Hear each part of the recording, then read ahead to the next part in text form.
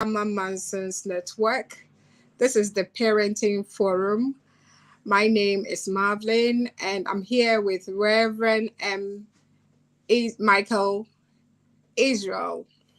Today, we are going to try and discuss and dissect some issues with dealing with rebellious and deviating kids. Rebellious and deviating kids. We we were expecting a couple of guests to join us, Tola and Nancy.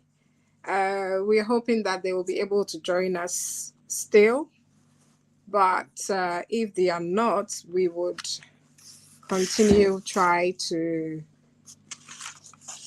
deal with the nitty gritty of this subject as much as possible. So, my first question to you, Reverend Michael, is who would you say a rebellious child is, or Okay, a deviant child? it's all right. Good day, viewers all over the world.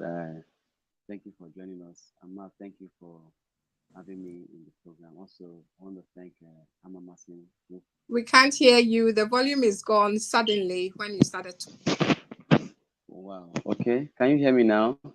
Yeah, it's better now. Thank you. Better.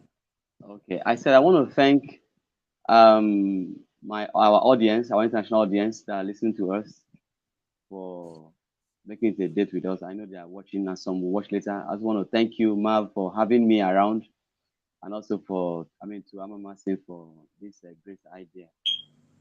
Back to your question. You said I should define who a rebellious child is, right? Yes, please. Okay. A rebellious child is a child that, in spite of the training, in spite of the instructions and the um, discipline that is meted on the child, to have an expected, let's say, behavior or character, or to fit in a particular model, and the child seems to deviate, away from the normal, away from the what is expected. And I think also the word deviation is, or even rebellious, is relative anyway. For example, if you belong to a particular religious group, you decide to convert to another religious group, so the people within that faith will say you have deviated, you have rebelled. So that's why I say it's relative. So, but on a more general sense, deviation, a deviant or a deviated child is a child that does not follow a given set of value or instruction and falls low of expectation, or goes contrary to what is expected of him or her as regards values, family values, societal values. Maybe you may add as social values. Also, sometimes a deviating child may find it difficult to cope. Also, in the class, they find it difficult to cope.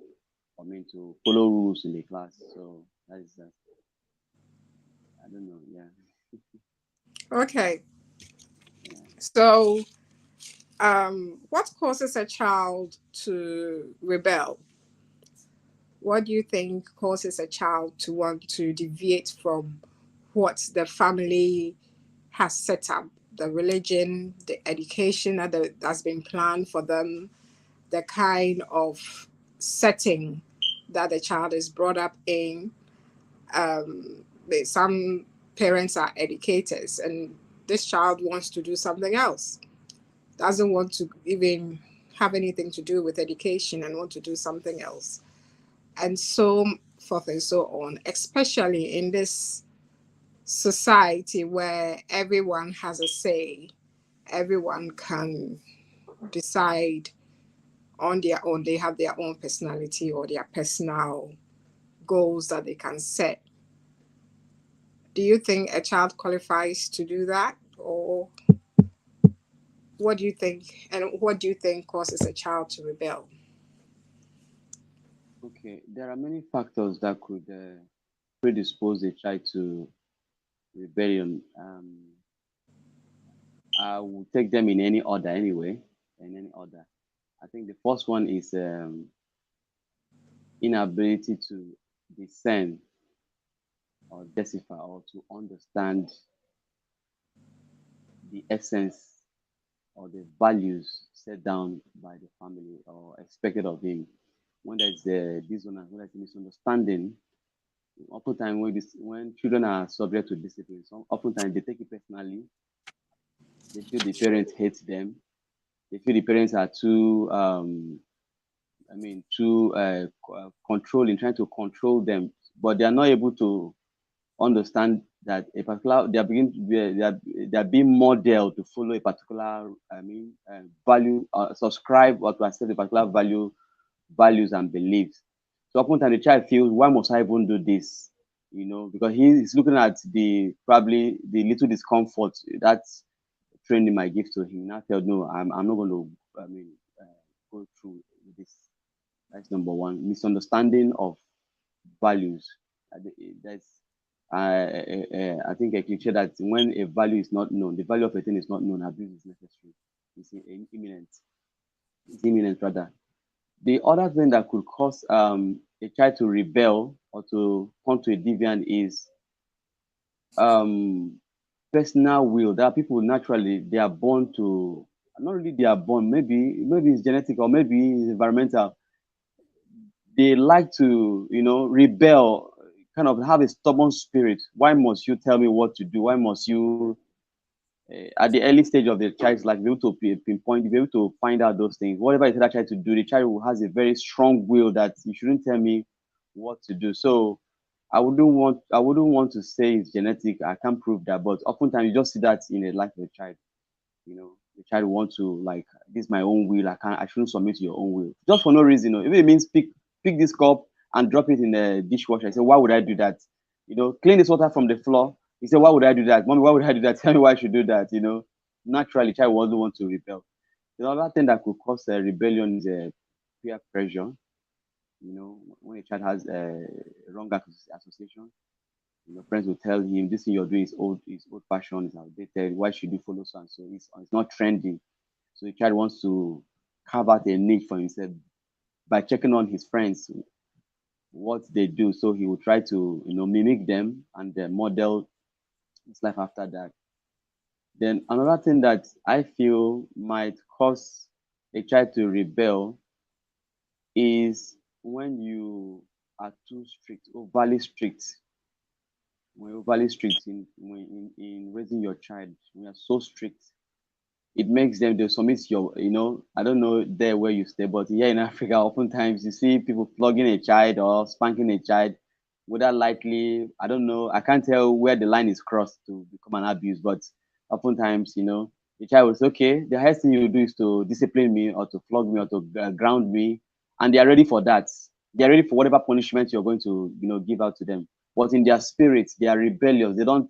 It's not affecting their spirit. They don't agree what you want to. The discipline you want to met on them. So that is that when you are so strict on the child.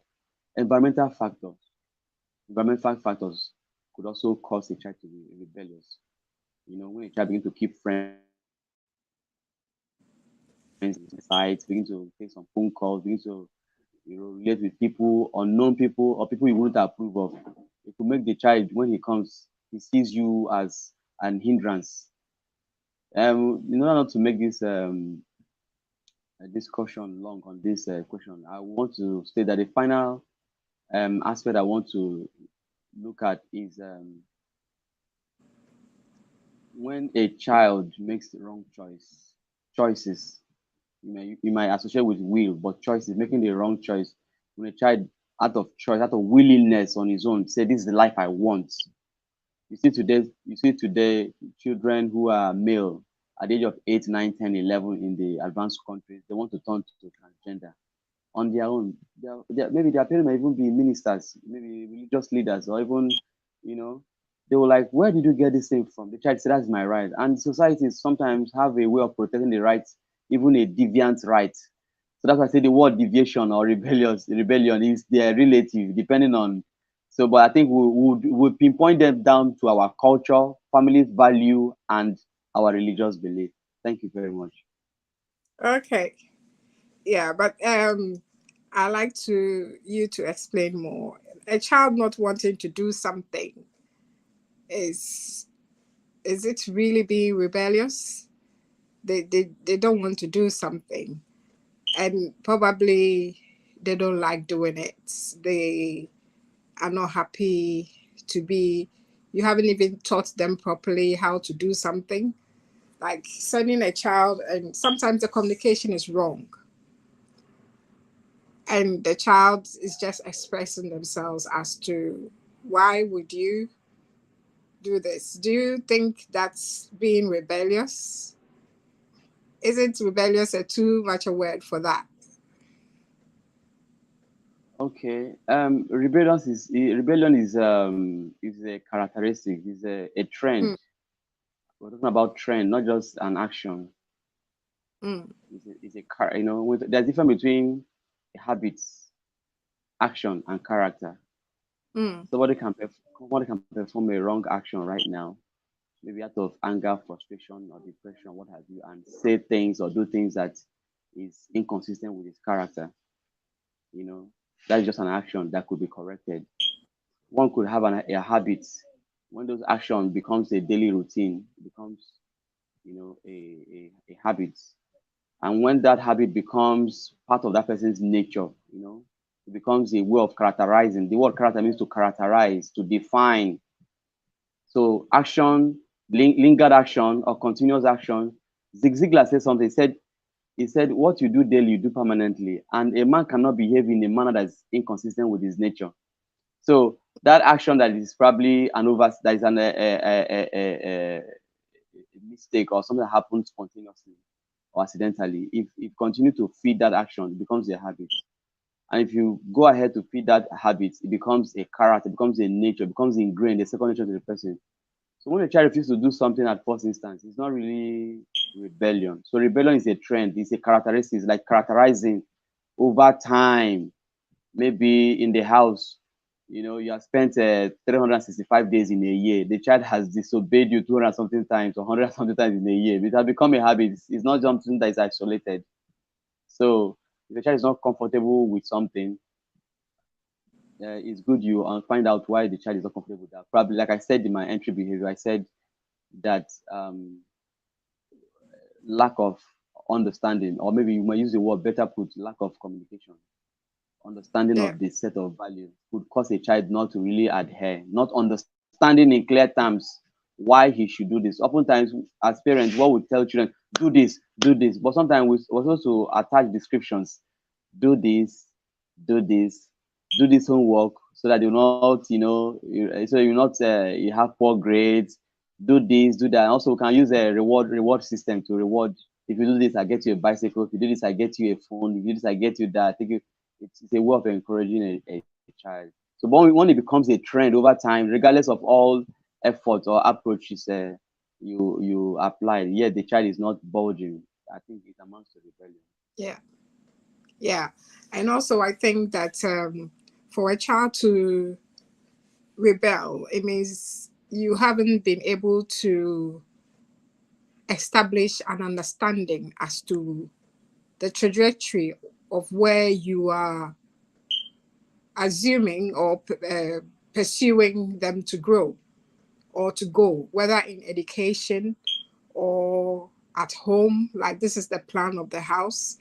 This is how we want the house maintained. This is how we treat each other in the house. This is how we talk to each other in the house. So you have to abide by these rules. You let the child understand them. And if they go against that rule over and over and over again, which is not the rule of the house, it means they are rebelling against you. Another thing is, as you said, they don't value anything that you've put in place. It means they don't value whatever you said. One other thing is also children that I see rebel is especially children that see their parents not practicing what they preach. Yeah, yeah, you have said that. The Okay, yeah, you're parents right. are doing something and Contrary. then they are putting pressure on their kids to do something else.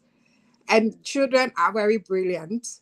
You can talk in so many ways, act in so many ways, and they understand it in a way that you don't realize. Um, you tell somebody, someone is coming to look for you, instead of telling the child the truth, you say, tell them I'm not in. You don't explain to the child that I'm busy, this, I don't want to see this person. So, we give them short communication and expect them to understand why you are saying that. So if Yeah. they pick up that habit of lying to you, of also Mm. going wrong, you think you are doing the right thing in the house, but actually you are acting the wrong way and impressing the wrong attitude towards to them because you are not being honest. So they start lying, they start misbehaving. We need to be here on time, but you are always late for a meeting. We need to do this, and you always do the opposite, but you always want them to do exactly what you are not able to do. So, in that way, the child picks that up, and then you will see it as rebellion, rebelling or deviating from you when you need it. Yes. So the main thing is, how do we help parents? How do they deal with rebellious or deviating children? How can we point parents to things that they can do to help their children who are going wayward, who are not listening, who have ideas of their own which is not of value to the family that you set for them, or the goal or the trajectory that you set for them? How do you deal with kids that are going wayward? Okay. Rebellious children or children who are deviant or who are deviated from the family norm or expected. The volume is gone down again. I think it's with your headset, please. Okay. Can you hear me now? Yeah, it's better now. Okay. I said it's usually a difficult time for parents whose children are not really yielding, whose Mm. children are rebellious. It's difficult moment for a child, for the parent, because the parents usually take it personally. They see themselves as failures in some respects. So most times they are embittered or resentful or even frustrated, as to why their child should not follow. Oftentimes we begin to wonder, because if it's for a mother, she'll be like so worried because the family begin to ask her where did this person come from, especially if such trait is not traced. Going to probably she'll be afraid, they're going to doubt where this child come from. So it's a lot of things comes to mind in the life of the parents as they seem to worsen the case, by being so coarse, I know, and saying all kind of disapproving words. So my advice or my take on this: any parent whose child is rebellious, first of all, should analyze the situation and be able to, find out why this child is misbehaving by taking an inventory of, the way they have raised the child, taking an inventory of people who, within their sphere of contact, uncles, aunts, nieces, cousins, friends, neighbors, schoolmates, be able to find out where is with it's like analysis with a view to finding out. That's what we call critical analytical thinking or critical thinking, ability to break down a large problem into units so that be able to solve them and resolve them. So you'll be able to like watch around to see where things gone wrong, went wrong rather. If probably you have changed in the things you used to do as a parent, if probably there are things you ought to do that you are not doing, if there are probably there are things you're doing you need to stop doing, you know, to have a general, overview of a review rather of the condition in the home, if the child is given attention, if the child is taken care of, if the child is, attended to and what have you. So if after doing all these things, there's a place for patience, you call the child one on one and talk to the child. See, also, I think this rebellion usually manifests at from teenage. I don't know.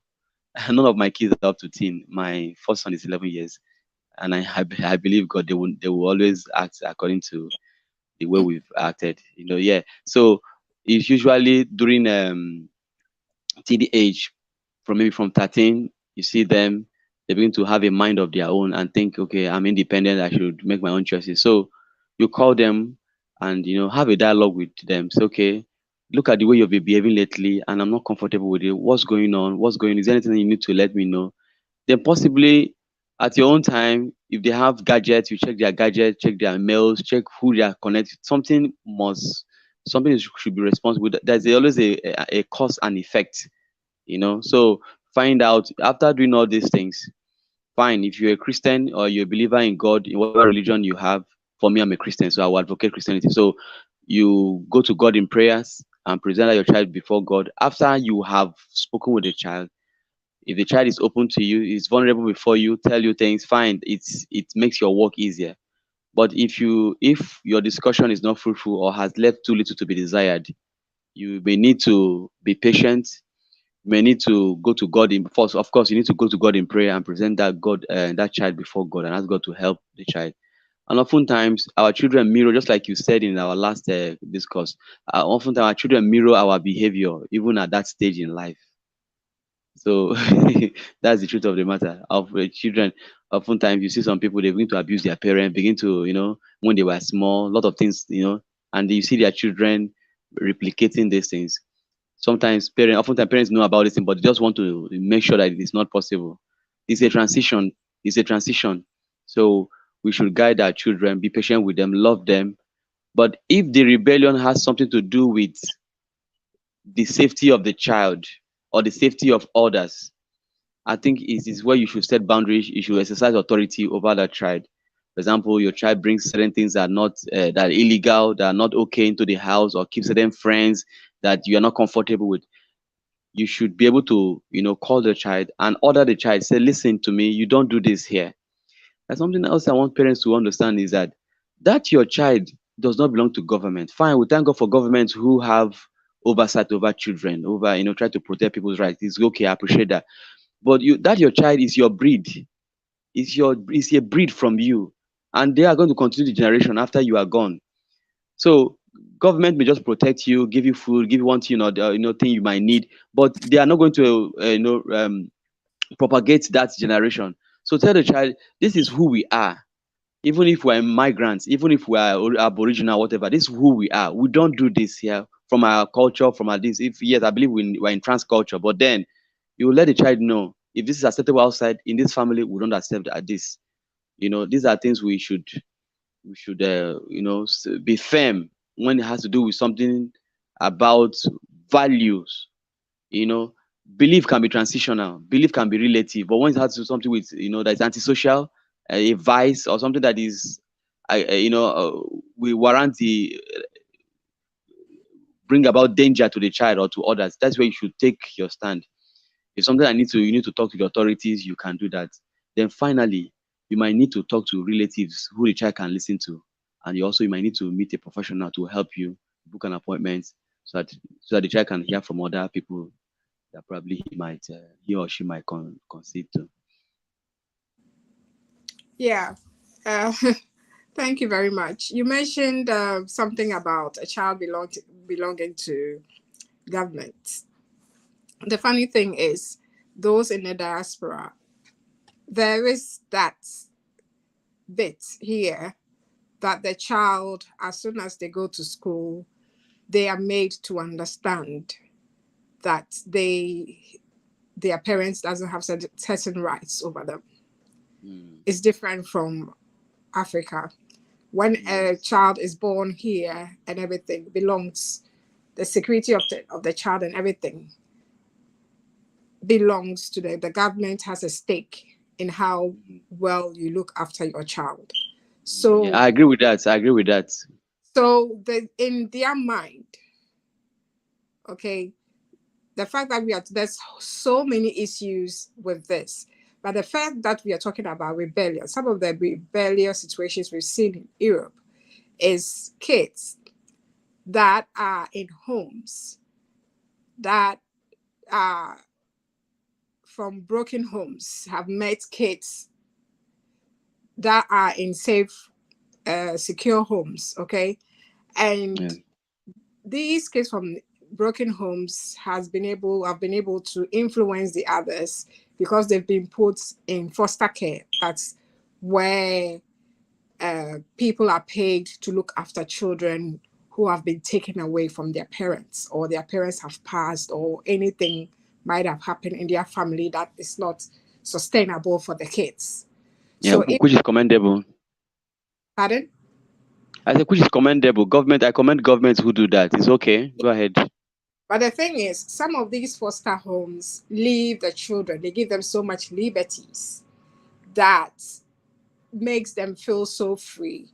So when they see, when the children, maybe for when your child gets to see this child, that, oh, this child is able to get a tablet or able to get Mm. able to get these things, not being restricted by so many rules, they end up wanting to be that child. There have been situations where kids have reported their parents for correcting them or scolding them and wanting to be in the system. Mm. They call them children in the system. So on the foster system, they want to go there. They think their parents are the worst. So let's say you've set your barriers, your values, and everything at home to ensure your child goes a certain way. And the child, due to peer pressure, has realized someone has those liberties. They have done those things, and some have gone and they've realized it's not as is being presented to them. Okay. So that issue, that's an issue that parents have when it comes when we are talking about rebellion. The Mm. fear of one scolding their child in ways that we do in Africa here. That's why most African or parents in the diaspora are panicky about correcting their children in ways that are done so strict. They because the government has a stake in it. They believe the child more than you, the adult, and you, the parent. You need to learn so much about dealing with your child. You can't Yeah. do that in so many ways. So it becomes an issue. So for me, I think before your child even is influenced by someone outside, you need to see what's the level of communication that you're having with your child. Does your Okay. child understand you very well? Is the communication being comprehended? Does he understand the end goal of where you want to go? How close are you with your child? Because if a family member or anybody outside your home is able to influence your child, then it means there's something wrong with the communication. Something is short somewhere. Because that kind of thing that you have to have with your child is for them to understand where the goal is. So unless you are not present, and then there's an infiltration of ideas that are not consistent with what you want to achieve, then it becomes a problem. Another Mm. thing that we don't take into account and realize is also hormones. The teenage that they are changing. They themselves sometimes do not know what's going on with them. And we don't take that into consideration as to mentally their minds are changing, their body is changing, their understanding is changing. How do we deal with them? We always see them as children, but they are developing into Yeah. adults, and sometimes we don't bring those hormones into play. And as far as Yes. when, I would. yeah, Yes. I would want us to. Yeah. I so much agree with you, but I yeah, want us to draw. I want us to draw a line between indulgence and deviation or rebellion. second. I said I would want us, in view of what we're saying, I want us to draw a line between indulgence, self-indulgence, and rebellion. They are two different things. You know, Self indulgence. Please, Hello? Please explain self-indulgence. Okay, self-indulgence is when a person indulges in things that he is not expected to do, but as a result of pressure, hormones, and the knowledge out there, exposure out there, wrong exposure. So I think No, is I'm not talking about indulgence. No, no, meant. no. I'm saying there's a difference between indulgence and deviation. You talked about hormone. So when there's hormonal changes, I don't think is. I'm not talking from just African view. I'm just using a global font. I'm saying that there's a difference between indulgence and rebellion. Yeah, Rebellion. Yeah, yeah. someone can be indulgent and you see a child behave in a way that you didn't expect. You went to indulge in maybe in alcohol, one thing or the other one. You patient No, with them together. But deviation is being standing contrary to what is expected of him and of the society. Go ahead.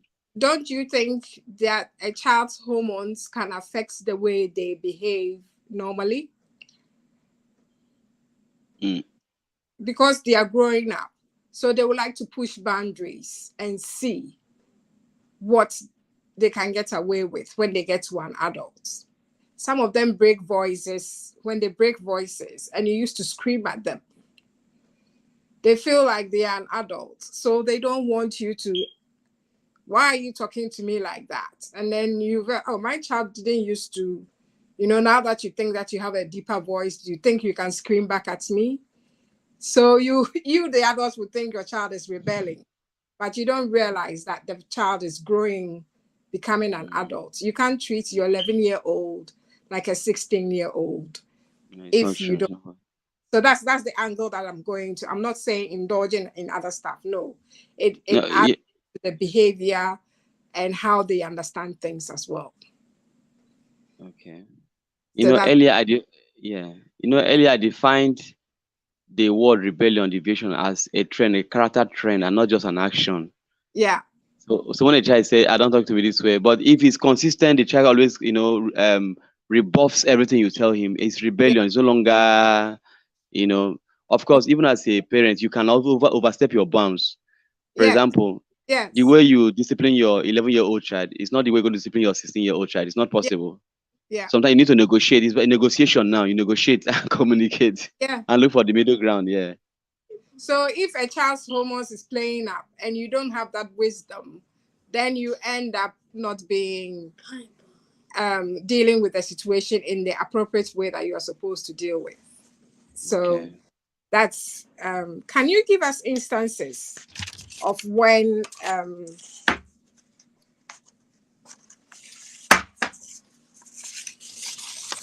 give us examples of situations where you can deal with a rebellious child.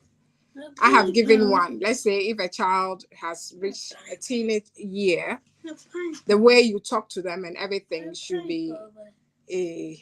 I'll give you pineapple. Okay. The way you relate to them should change. It they are adults now. So why is mom talking to me like I'm still a child? So they sometimes most of them ignore you. See, you've said something and they will ignore you and wouldn't want to engage in so many ways. And you're like, do I have to keep on saying this over and over? It's become a habit. Can you please, what is it?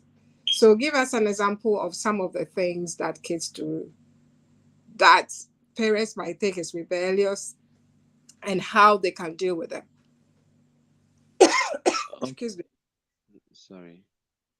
I think okay.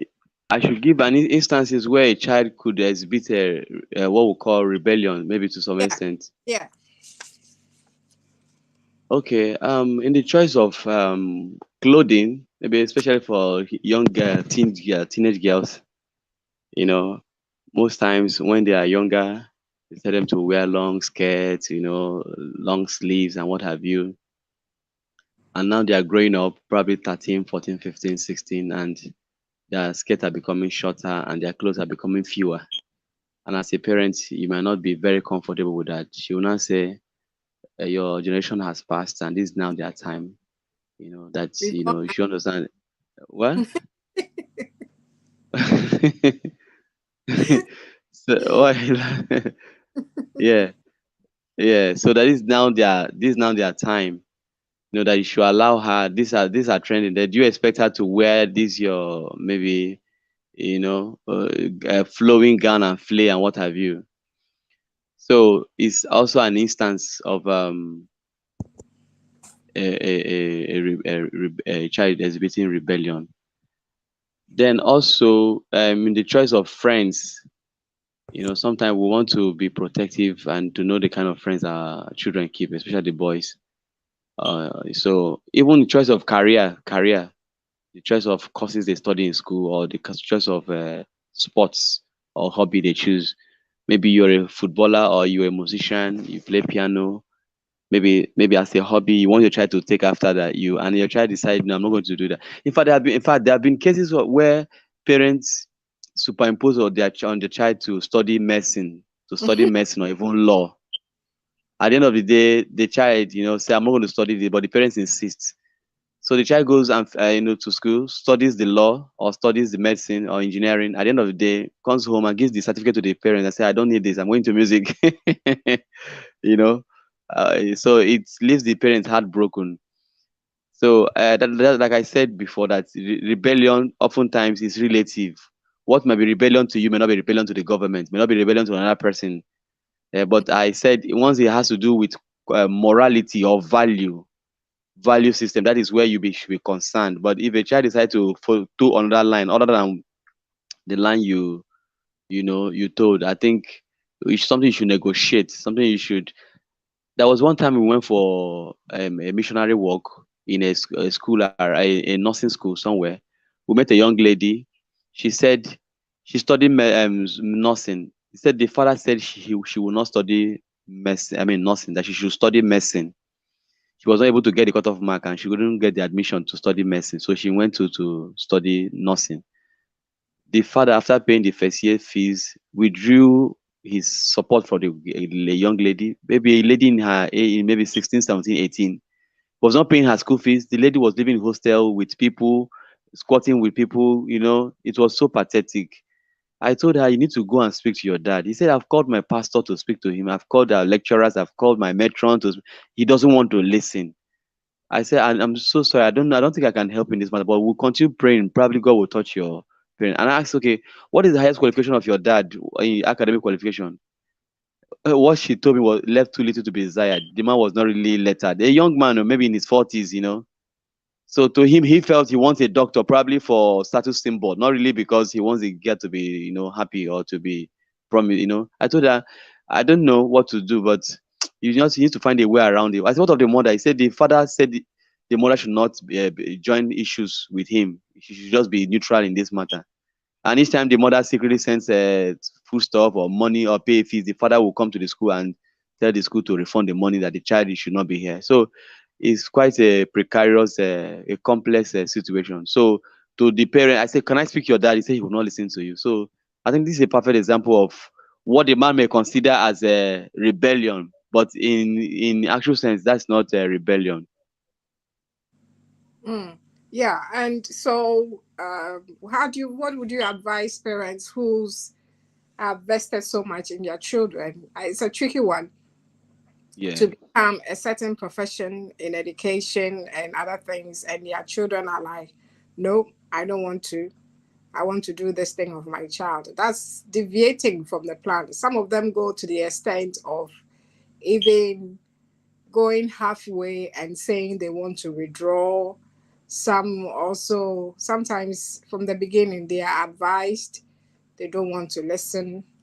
And, some parents just leave their children, oh, you do whatever you want to do. But in this current society, nobody wants to go to this platform is just to inform people to have first-hand knowledge in how to approach things in a way that will be successful or favorable to you. So for parents whose kids are who wants their kids to progress in better areas, it's advisable for you to sit down and have a good communication. Look for a coach or a mentor or somebody for the child to guide them in education. That's something we rarely do.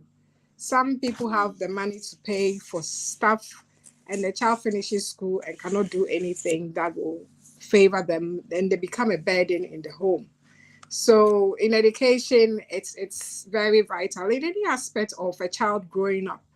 One of the things in dealing with um, a child rebelling or deviating is looking for a coach or a mentor, somebody that they respect, someone that they would listen to and be in there, communicate with them, a professional to help guide the child in a way that is right. Sometimes they've been misinformed, they've been misguided, they've seen things that are not really real, and the parent is the last person that they want to listen to. So it makes it a bit tricky Yeah, at it's very tricky. that point, but it's important to. One of the things Africans we don't like doing is paying for services, Yeah, paying we for don't. services. We inherited that, an inheritance. It's inheritance. Just like if you plant something in your garden, your neighbor will just come, even without your consent, and come and take it. They believe everything belongs to the community, and you don't know.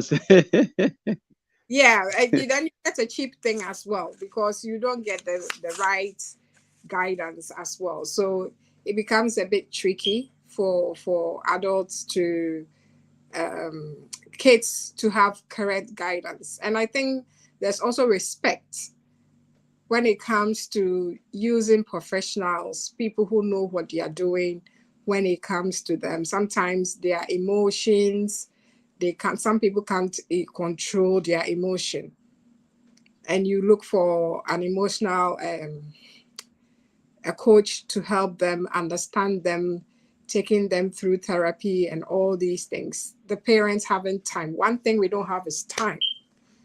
Time.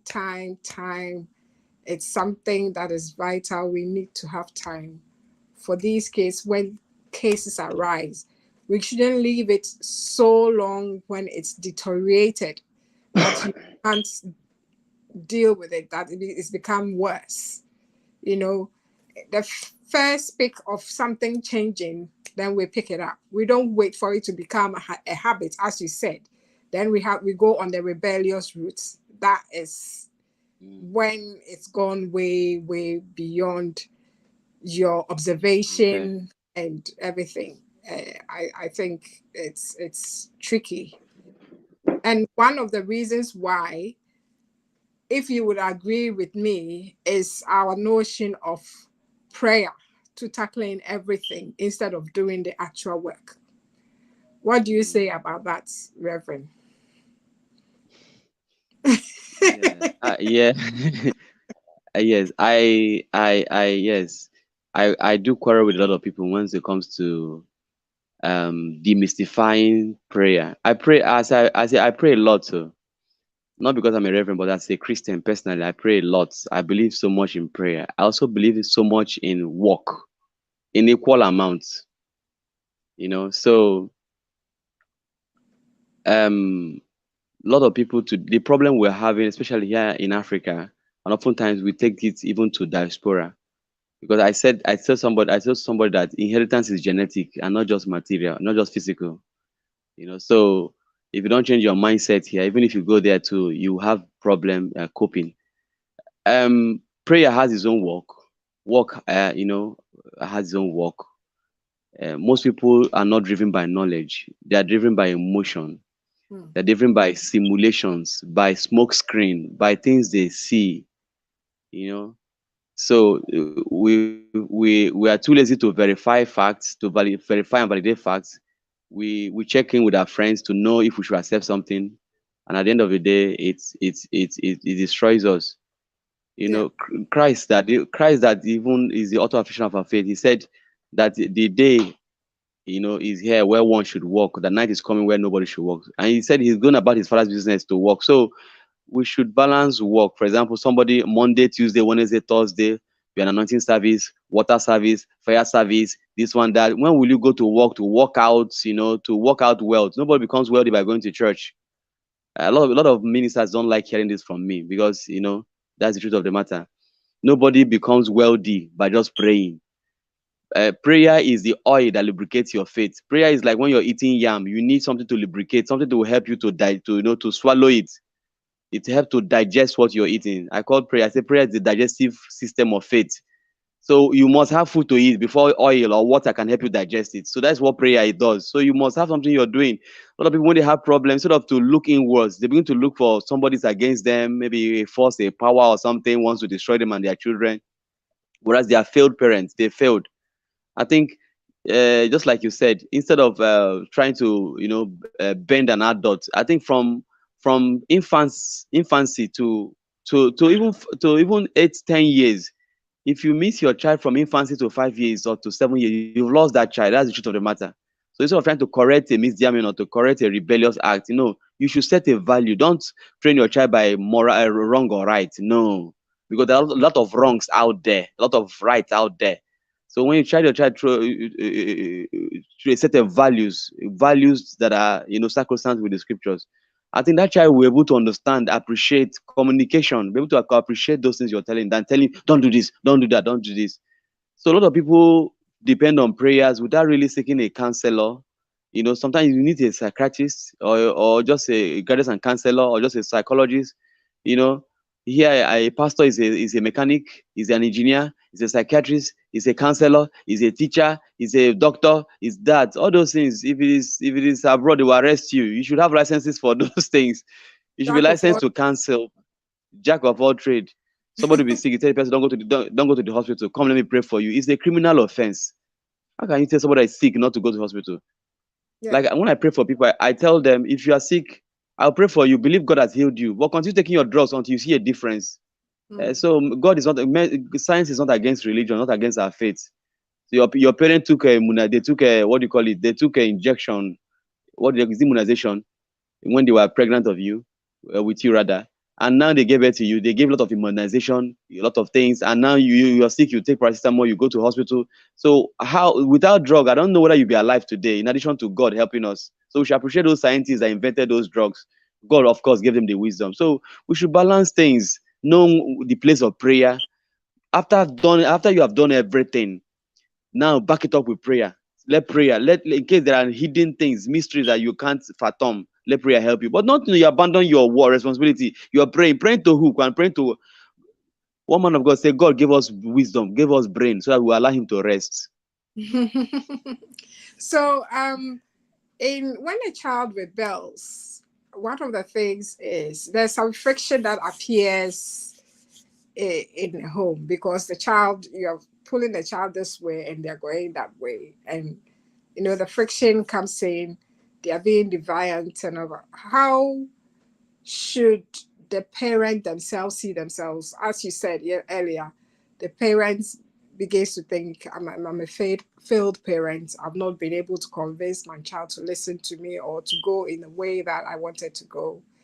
How do you how does the parent deal with this? How are they supposed to cope with it? Some encouragement for parents and on how to communicate, how to deal with the daily issue as they are trying to bring their children back into the system that they've set and want to see. Okay, just in addition to what you have said earlier, the first thing a parent should do is, first of all, go to God in prayers, not with a view that God only is going to solve. God most time works in consonance with us to solve our problems. God has his own role and we have our own role. But go to God to give you the wisdom. The way my son Macpherson, or my daughter Julia, or my son Peter is behaving, Lord, I don't know, I find it so strange. Lord, please help me to deal with this issue. Please possess his soul, possess his body and mind. Help him to be, have this understanding. As I speak to him, let him open up. You hand it over to God. Hand over your burden unto God, and he will be able to help you to resolve it. Then the second thing you need to do as a parent after handing your child over to God, because they all came from God. We are all caretakers. That's the truth of the matter. So, but the secular world will not want you to believe that. So you establish a rapport with your child, establish, a communication rapport with your child, able to talk to your child. If the home is not comfortable, you can take the child out for picnic. If the behavior is something that will cause you, is a cause for concern, you'll find out a place that will be comfortable. Take the child out for hiking or for ball or for anything or the vacation. Talk to the child. I notice you be behaving this way. You don't even greet me. You don't even talk to me. You go to your room. Don't talk to anybody. Tell me what. Tell daddy. Tell mommy. What's the problem? What's the problem? You can even buy the child a gift. The child will open up to you. So and also you should be patient. Don't expect a result instantly. Be patient with the child. And once the child tells you something, don't use it against the child. Just go home, digest it, and know how to you know the recovery process, how to go about it, because you have an information now. Okay, look at what I need to do. Look at what I need to do. You understand? If the child has a television in his room or a TV set that is keeping him, you can decide, okay, for now, let's take these things out and put in the sitting room. For now, this, that. Try to reach some level of compromise with the child.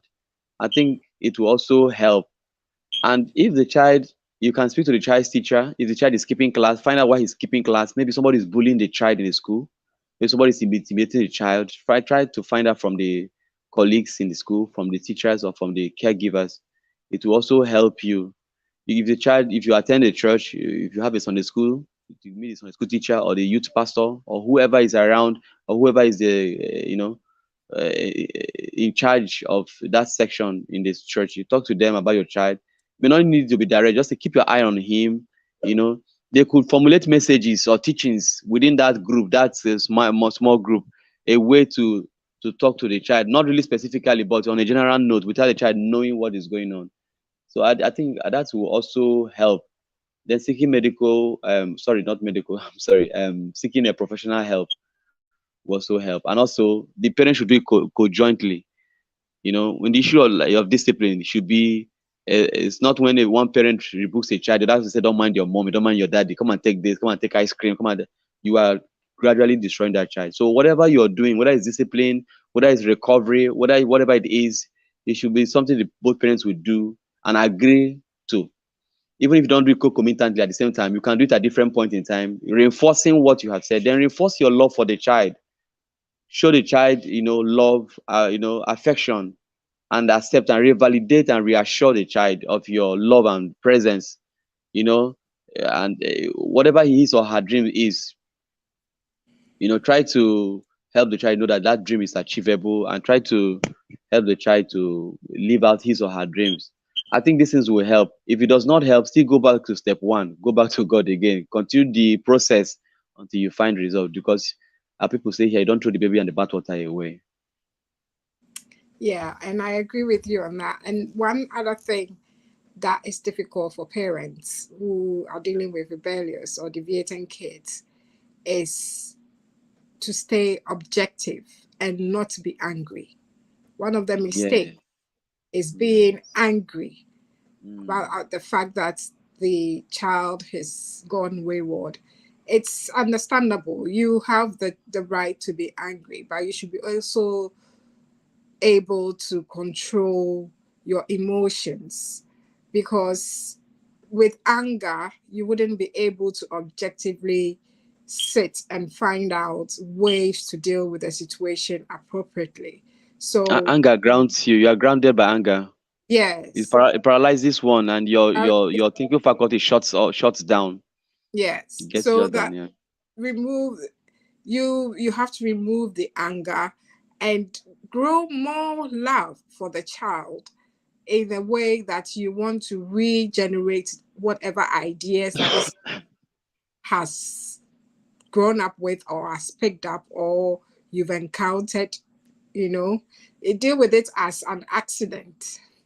You've been in an accident. Okay, so now what do we do now? You don't get angry because you are in an accident. What you are focused on is recovering and healing and getting better. Yeah. Yeah. So it's vital that you take the anger off and be Another objective. word, another point to that anger is fear. Fear of what's the worst case scenario, what could go, fear of I've lost this child, fear of is it retractable, is it something that is amenable? Yeah, yeah, Anger and fear. yeah, and then the worst thing is also watching what you say to the child. You don't want to make cases worse. You don't want to lose the Closer to child your chair. because they've gone against you. So you say things that makes the child feel unwanted because they know that they've wronged. They know that they are going the wrong way. They know all that. What they Yes, need then is more love in the direction that you want them to go. Do you want to conclude for us? I think our time is up. yes. Okay, yes. What I would like to advise every parent is um like I've said earlier, also in other videos, interviews, that the Bible says, train up your child in the way he should go, and when he's old, he will not depart from it. When you have that basic foundation in the Word of God, it's very important that you train your children with the Word of God. See, the Word of God is not just moral rules, and not just morality. It has a spirit in it. That spirit could get hold of it. Even a deviated child, when God gets hold of that child, as a result of the training the child has gotten and the spirit and the angels that keep charge over that child, the child will be restless. You might think the child is very heady, but the child himself is having battles in his or her mind, and will definitely come back. So hand everything over to God. And if your child has passed to the point that you're not able to train him again, I mean, able to correct and what have you, as a result of the rebellious behavior, what you need to do is you know continue to pray, continue to show the child love, because there's another that said you kill more flies with honey than with vinegar. So if you are being abusive and being offended or full of fear, and there's something the Bible says, whenever you fear will come upon you. So just be positive, be open-minded, be objective, seek for help. In fact, seek for help, both help from God, help from people who are professionals, help from loved ones, help from ministers around you. I think that will also help you. And do not act in a way that will make the child to run away and run into the world, because that will be more catastrophic. So I think that I will end on that. Yeah. And as Reverend has already said, we all know the story about the rebellious child. The father bathed the child, received the child, honored the child, and that is love. He didn't throw him away. He didn't say, "You wanted me to die and you take my possessions." Rather, he welcomed him, threw a party for him.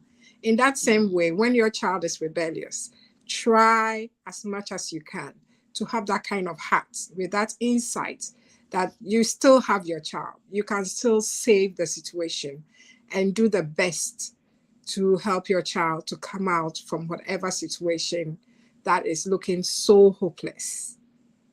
The rebellious child went away. Your child is still with you. So it's less work.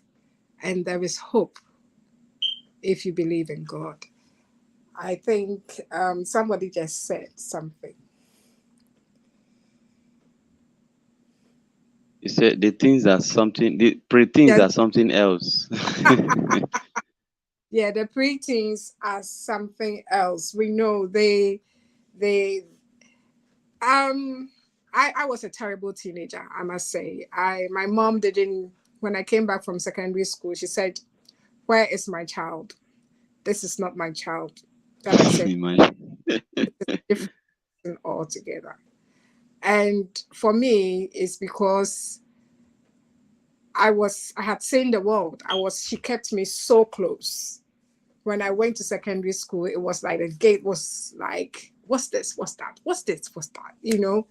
And that I just want you to imagine that sometimes you need to be empathetic. Put yourself in your child's shoes, that your child has been exposed to certain things that they have never seen. And that's if you do things with your son, you need to go out with your child. You need to do stuff with your child so that when they go out, it doesn't become new to them at all. It doesn't become something that they would like to go to the extreme to want to find out. So that's still it's the rules of engagement and engagement with them. I would say the teenagers, everybody says is I admit sometimes you don't even know what you are doing. You don't know why you are doing it, and you still do it. And it's part of growing, it's part of aging, and that's why I mentioned hormones as well. Try to be understand the child, where they are coming from, with the communication, and know, if you know how to deal with it. But if you have no idea, then you are lost. And two lost people, blind people, cannot lead each other. So that's why it's important to learn about these things. Read books about kids growing up. These days, there's information everywhere. Find time to read things you don't know about what's going on out there, and so that you can know how to deal with your child. Thank you, Abna, for saying that. And Reverend, we will all pray for you with the teenagers, and those of us who have kids that are growing up, we are also praying that we also have ways to deal with them when they get to that stage. So if no one else has a question for us, please, it's time to go. I think Reverend has another meeting coming up, so he's tied up with time. So if there's no one there to ask a question, we would like to say good night to you. We were expecting Nancy and Tola, but they couldn't make it. They were both busy. We were hoping they could join us, but they couldn't. So we hope that next week they might be able to join us. And thank you, Reverend, so much for making the time and for your educative information and guidance. Thank you so much. Thank you. It's my pleasure. Thank you very much. So good night. I Good can't night hear to you. you. Your mic is gone again. My goodness. Good night. Bye. Good night. Bye. Don't worry. I'm going to work in getting a better gear for this online stuff. I'm working hard. Seriously.